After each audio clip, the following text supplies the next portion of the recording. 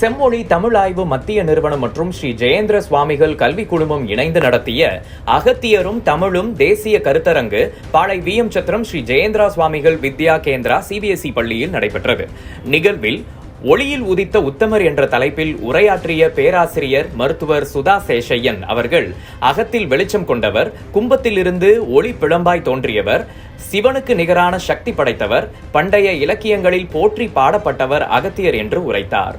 தமிழ் தலைவர் அகத்தியர் என்ற தலைப்பில் சாகித்ய அகாடமி விருது பெற்ற எழுத்தாளரும் ஊடகவியலாளருமான மாலன் உரையாற்றும் போது, மொழியாலும் மதத்தாலும் இணைக்க முடியாததை நாம் நம் கலாச்சாரத்தாலும் பண்பாட்டாலும் இணைக்கலாம் எனவும், அகத்தியரின் வெளி உருவம் காணாது அவரின் கருத்தியலை நோக்குங்கள், அகத்தியர் இலக்கணம் மட்டுமின்றி இயல் இசை நாடகத்தையும் இயங்கச் செய்தவர், அகத்தியர் கருத்துக்கள் காப்பியம் சங்க இலக்கியங்களிலும் இடம்பெற்றதை நம் நினைவில் கொண்டு வந்து தமிழ் தலைவர் அகத்தியர் எனவும் இறுதியில் பாரதத்தின் முழு உருவமே அகத்தியர் என்று நிறைவு செய்தார்.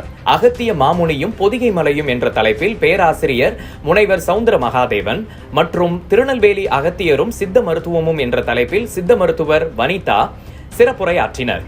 பேராசிரியர்கள், தமிழாசிரியர்கள், தமிழ் ஆய்வு மாணவர்கள் மற்றும் தமிழ் ஆர்வலர்கள் திரளானோர் இதில் பங்கேற்றனர். விழாவிற்கான ஏற்பாடுகளை ஜெயேந்திரா சுவாமிகள் பள்ளி குழுமங்களின் தாளாளர் ஜெயேந்திரன் வி மணி, முதல்வர் மற்றும் டீன் ஜெயந்தி ஜெயேந்திரன் மற்றும் ஆசிரிய பெருமக்களும் சிறப்பாக செய்திருந்தனர்.